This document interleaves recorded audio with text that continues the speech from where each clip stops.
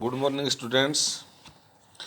पिछले वीडियो में हमने भारतीय संसद के बारे में अध्ययन किया था, जिसमें हमने ये देखा था कि अनुच्छेद 79 में है कि संघ के लिए एक संसद होगी और जो राष्ट्रपति और संसद के दोनों सदनों से मिलकर जो राज्यसभा और लोकसभा से मिलकर बनेगी।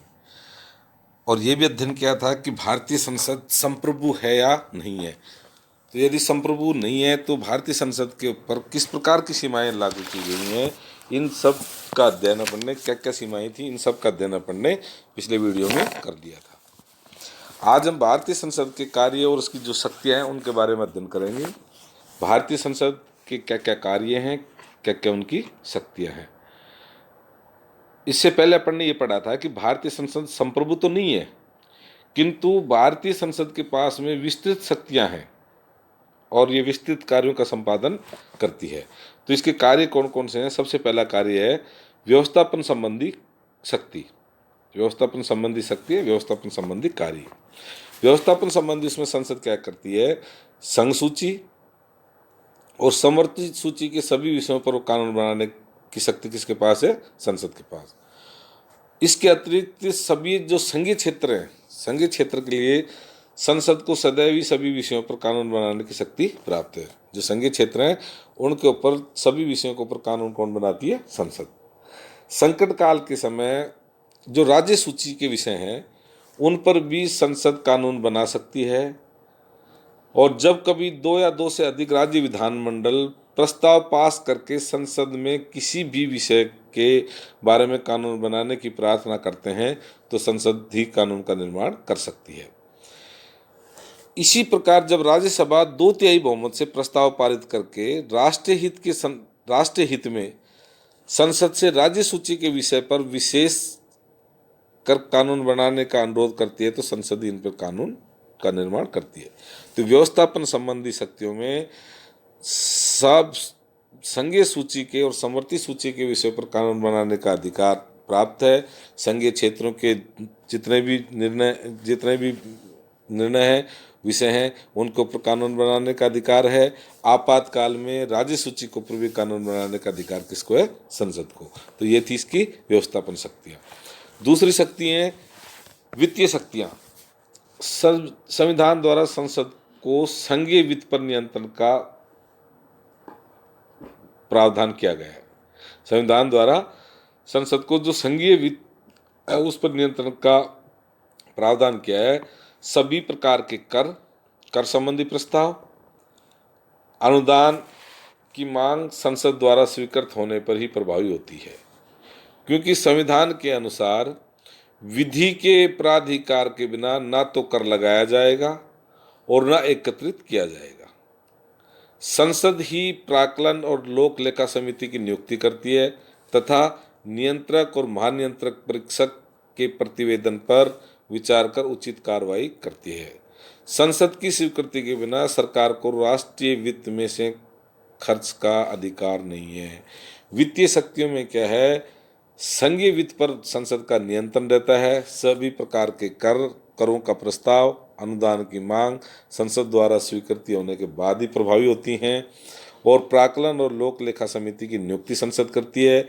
नियंत्रक व महालेखा परीक्षक का जो प्रतिवेदन पर विचार कर उचित कार्रवाई कौन करती है? संसद करती है। तीसरी शक्ति है उसकी कार्यपालिका शक्तियाँ। इसमें क्या है? भारत में कौन सी शासन प्रणाली अपनाई गई है? संघात्मक शासन प्रणाली अपनाई गई है। और संघात्मक शासन प्रणाली में क्या है? मंत्रिमंडल संसद के प्रति उत्तरदायी है। मंत्रिमंडल किसके प्रति उत्तरदायी है? संसद के प्रति। मंत्रिमंडल केवल उसी समय तक सत्तारूढ़ रह सकता है जब तक कि उसे लोकसभा का विश्वास प्राप्त हो। मंत्रिमंडल कब तक रह सकता है? जब तक उसको लोकसभा का विश्वास प्राप्त हो। संसद अपने तरीकों से कार्यपालिका पर नियंत्रण रखती है। संसद क्या करती है? अपने तरीकों से कार्यपालिका पर नियंत्रण रखती है। कैसे? संसद के सदस्य अविश्वास के प्रस्ताव, निंदा प्रस्ताव, काम रोको प्रस्ताव के द्वारा संसद सरकार पर नियंत्रण रखते हैं तथा उसे उत्तरदायी बनाए रखते हैं। संसद क्या करती है? संसद के सदस्य अविश्वास प्रस्ताव, निंदा प्रस्ताव और काम रोको प्रस्ताव के आधार पर सरकार पर नियंत्रण बनाए रखते हैं और सरकार को उत्तरदायी बनाए रखने का कार्य करते हैं। संसद के सदस्य मंत्रिमंडल से सरकारी नीतियों के संबंध में प्रश्न पूछ सकते हैं, पूरक प्रश्न पूछ सकते हैं तथा सरकार की आलोचना भी कर सकते हैं। संसद सदस्य बजट को अस्वीकार करके मंत्रियों के वेतन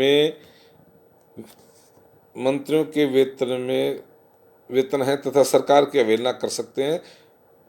मंत्रियों के वेतन में कटौती का प्रस्ताव स्वीकृत करके सरकारी विधेयक में संशोधन करके अपना विरोध प्रदर्शित कर सकते हैं। कार्यपालिका शक्तियों में क्या कर सकते हैं?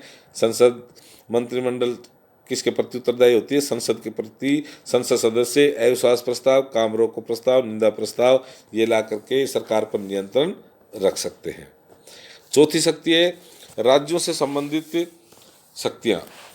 संविधान में संसद को यह अधिकार दिया गया है कि राज्यों की इच्छा के बिना भी वह अपनी उनकी सीमाओं में, संसद को क्या अधिकार दिया गया है कि यदि राज्य की इच्छाओं के बिना भी उनकी सीमाओं में तथा नाम में परिवर्तन कर सकती है, नवीन राज्यों का निर्माण भी कर सकती है तथा किसी राज्य का अस्तित्व समाप्त कर सकती है। संसद को भारतीय नागरिकता के निर्धारण का अधिकार भी है। राज्यों से संबंधित क्या कर सकती है? उनसे बिना पूछे, उनकी बिना स्वीकृति के उनकी सीमाओं में उनके नाम में परिवर्तन कर सकती है और नवीन राज्य का निर्माण भी संसद कर सकती है। और पांचवा है संविधान में संशोधन संबंधी शक्तियां। संसद क्या करती है? संविधान में संशोधन। भारतीय संविधान में संशोधन का अधिकार संसद का है। वह संविधान में संशोधन कर सकती है।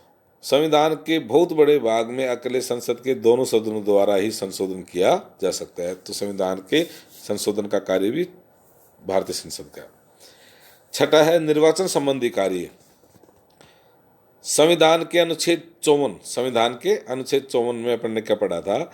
संसद को कुछ निर्वाचन संबंधी शक्तियां भी प्रदान की गई है। संसद के दोनों सदनों के निर्वाचित सदस्य राष्ट्रपति के निर्वाचन के लिए गठित निर्वाचक मंडल के अंग होते हैं। संसद के दोनों सदनों के लोकसभा और राज्यसभा जो राष्ट्रपति का निर्वाचक मंडल होता है उसके सदस्य होते हैं। अनुच्छेद 66 के अनुसार संसद सदस्य उपराष्ट्रपति का निर्वाचन भी करते हैं। और अंतिम शक्ति है महाभियोग का अधिकार। संसद के दोनों सदनों द्वारा निर्धारित विशेष प्रक्रिया, संसद के दोनों सदनों द्वारा निर्धारित विशेष प्रक्रिया के आधार पर राष्ट्रपति पर महाभियोग लगाया जा सकता है। किसके द्वारा? संसद के द्वारा। इसी प्रकार उच्चतम न्यायालय और उच्च न्यायालय के न्यायाधीशों पर भी महाभियोग लगाने तथा उनको पद से हटाने का प्रस्ताव भी संसद द्वारा पारित कर सकती है। महाभियोग किसके? राष्ट्रपति पे, उच्चतम न्यायालय के न्यायाधीशों पर, उच्च न्यायालय के न्यायाधीशों पर भी महाभियोग का अधिकार किसको है? संसद को है। इस प्रकार हम ये कह सकते हैं कि उपयुक्त शक्तियों को देखते हुए भारतीय संसद की शक्तियों एवं कार्य विस्तृत हैं। संसद सार्वजनिक विवाद स्थल का कार्य करती है। इस दृष्टि से संसद लोकप्रिय, भावना के दर्पण तथा शिक्षक के रूप में कार्य करती है। परंतु यह बात महत्वपूर्ण है कि संसद को लिखित संविधान के अंतर्गत ही अपनी कार्यवाही चलानी पड़ेगी। संसद को लिखित संविधान के तहत ही अपनी कार्रवाई करनी पड़ेगी। संविधान के कारण संसद के कार्यों में रुकावट पैदा होती है तो संसद क्या करती है? संविधान में संशोधन कर सकती है, लेकिन संसद को यह अधिकार नहीं है कि वे संविधान के मूल ढांचे को बदल सके या उसको नष्ट कर सके। तो ये थी भारतीय संसद की शक्तियाँ। शक्तियाँ क्या क्या थी? व्यवस्थापन संबंधी वित्तीय शक्तियाँ, कार्यपालिका शक्तियाँ, राज्यों से संबंधित शक्तियाँ, संविधान संशोधन संबंधी शक्ति, निर्वाचन संबंधी कार्य और महाभियोग संबंधी कार्य। ये थी इसकी संसद की शक्ति।